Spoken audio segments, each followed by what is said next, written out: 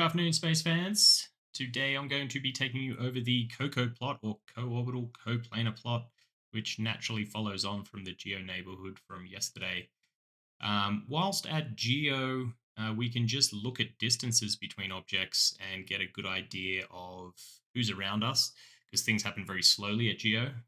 You can see I just brought up a quick plot here as we propagate things out. Select the Intelsat, keep us moving around a lot.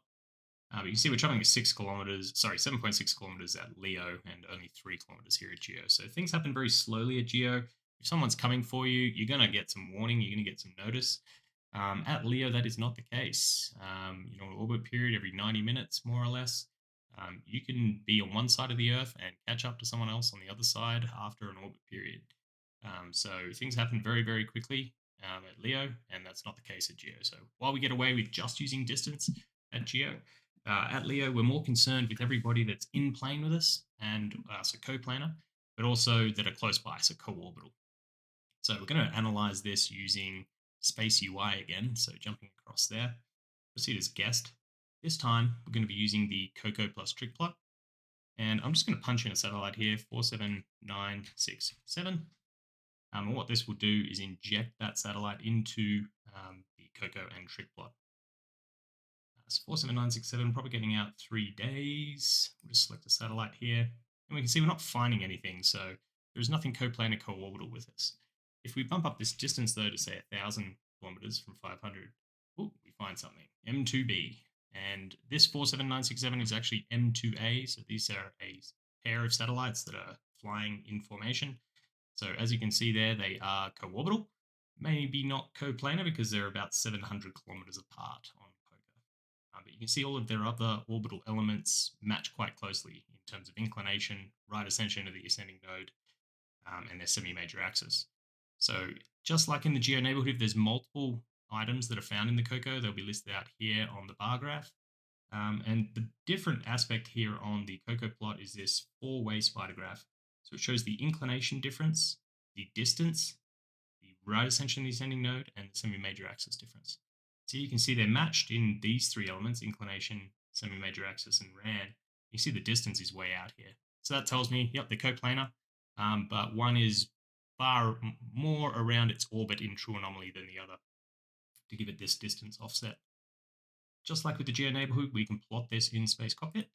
So whatever you put into the bar up there and whatever COCOs it finds, it's going to drop them into Space Cockpit for you automatically. I'll just switch to political map. It's a bit easier to see here. In LEO. One thing to keep in mind, you might want to switch to RI, which fixes the coordinate reference frame. It's quite useful when you're looking at things that are coplanar co-orbital. And here we can do things like, let's for example say we did a maneuver on M2A. We can just do a V-bar hop here of 50 meters per second. And you can see that if we bring up a relative orbit, quite useful for visualizing relative motion between satellites and things in this RI reference frame. So that's the COCO plot. Find everyone that's coplanar co-orbital.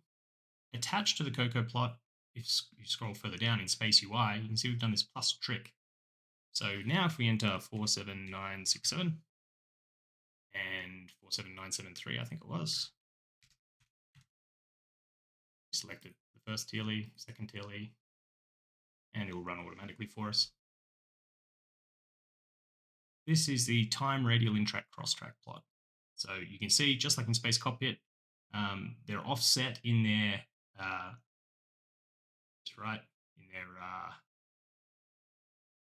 just fix it on here. So they've got a radial offset, an in-track offset, and their cross-track is just oscillating up and down. The absolute distance is getting greater over time, as you can see here. So they are separating. So they must have some small semi-major axis difference between them. The radial separation, this looks like it's decreasing, but it's actually increasing because this is negative. So we're going from a smaller negative to a larger negative. So they're actually separating radially. The in-track separation is definitely accounting for most of this absolute distance, though.